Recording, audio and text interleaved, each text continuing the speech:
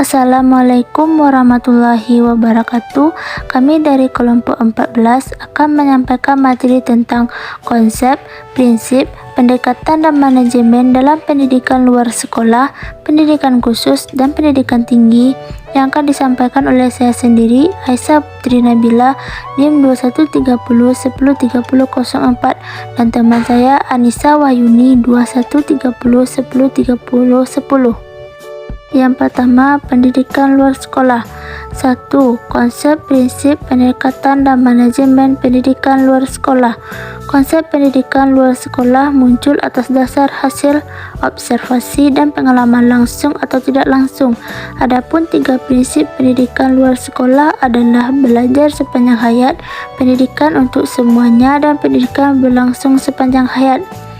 Pendekatan yang dilakukan oleh pendidikan luar sekolah ada 4, yaitu 1. Pendekatan ditinjau dari segi sasaran, 2. Pendekatan ditinjau dari segi pelaksanaan, 3. Pendekatan rekonstruksionisme, 4. Pendekatan pembangunan nasional. Dan pendidikan luar sekolah juga memiliki teknik-teknik, yaitu teknik presentasi, teknik diskusi, dan teknik simulasi. Manajemen pendidikan luar sekolah memiliki karakter dan cakupan sasaran yang luas, tenaga yang sangat heterogen, kebutuhan peserta didik dengan latar belakang yang berbeda.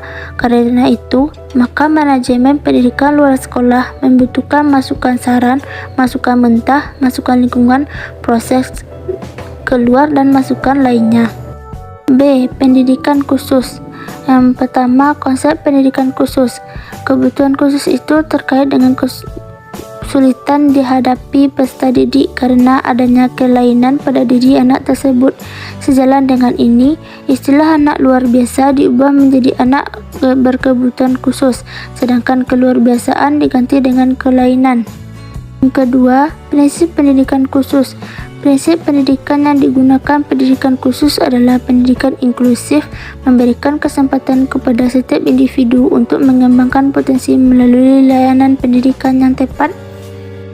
3. Pendekatan pendidikan khusus. Pendekatan yang dilakukan dalam pendidikan khusus ini adalah memandang anak sebagai individu yang utuh, keragaman dan perbedaan individu sangat dihargai, agar anak tidak merasa berbeda atau merasa sendirian dalam masalahnya, baik dalam belajar maupun berinteraksi dengan anak-anak yang lainnya. 4. Manajemen pendidikan khusus. A. Perencanaan pendidikan. Perencanaan dibuat di sekolah dengan melibatkan berbagai macam pihak, baik itu dari dokter anak, psikolog, guru, dan terapis. B. Pengorganisasian. Guna menjalankan fungsi pengorganisasian, maka terdapat struktur organisasi yang terbentuk dari ketua yayasan, kepala sekolah, tata usaha, bendahara sekolah, wakil kepala sekolah, dan guru atau terapis. Pelaksanaan pendidikan. Fungsi pelaksanaan pendidikan sekolah luar biasa dilaksanakan oleh guru dan dengan bantuan terapis.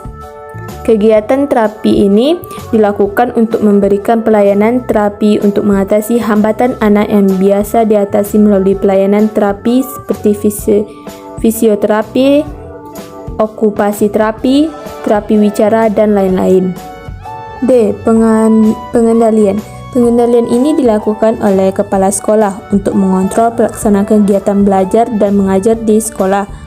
Pengawasan sekolah mengawasi pelaksanaan kegiatan belajar di SLB agar sesuai dengan peraturan pemerintah. Kepala sekolah melakukan monitoring setiap hari dan rapat bulanan. Pengawasan melakukan monitoring dengan kunjungan ke sekolah beberapa kali. Evaluasi pendidikan. E. Evaluasi pendidikan. Setiap 3 bulan sekali dan 6 bulan sekali, guru dan terapis melaksanakan evaluasi program bagi siswa. Hal yang dirasa masih mengalami hambatan atau kekurangan akan diperbaiki. Bagi sekolah, proses evaluasi penting karena semua evaluasi bertujuan untuk memperbaiki semua program dan manajemen sekolah. C. Pendidikan tinggi. 1. Konsep pendidikan tinggi. Pendidikan tinggi merupakan jenjang pendidikan setelah pendidikan menengah yang mencakup program pendidikan diploma, sarjana, magister, spesialis, dan dokter yang diselenggarakan oleh perguruan tinggi. 2. Prinsip pendidikan tinggi. A. Pencarian kebenaran ilmiah oleh Civitas Academica. B. Demokratis dan berkeadilan serta tidak diskriminatif dengan menjunjung tinggi hak asasi manusia, nilai agama, nilai budaya, kemajemukan, persatuan dan kesatuan bangsa. C. Pengembangan budaya akademik dan pembudayaan. Kegiatan baca tulis bagi Civitas Academica. D. Pembudayaan dan perbudayaan bangsa yang berkelangsungan sepanjang hayat. E. Keteladanan, kemampuan, dan pengembangan kreativitas mahasiswa dalam pembelajaran. F. Pembelajaran yang berpusat pada mahasiswa dengan memperhatikan lingkungan secara selaras dan seimbang. G.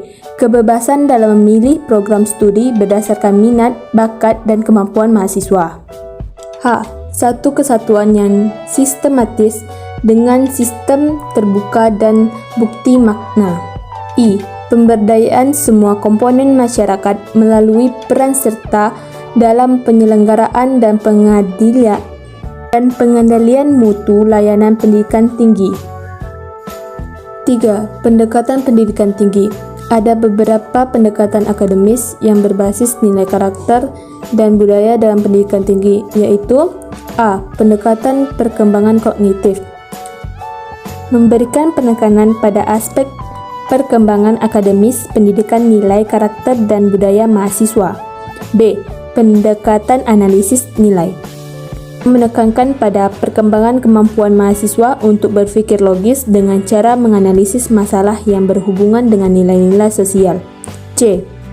Pendekatan kualifikasi nilai yang menekankan pada usaha membantu mahasiswa dalam mengkaji perasaan dan perbuatannya sendiri untuk meningkatkan kesadaran tentang nilai karakter mereka sendiri.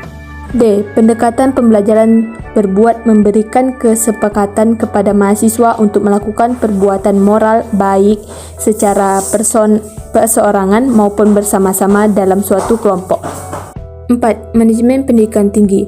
Manajemen pendidikan tinggi memiliki 8 manajemen, yaitu A. Transparansi. B. Akuntabilitas. C. Responsibility. D. Independensi. E. Fairness. F. Penjamin mutu dan relevansi. G. Efektivitas dan efisiensi. H. Nirlaba. Mungkin hanya itu yang dapat kami jabarkan dari materi kami.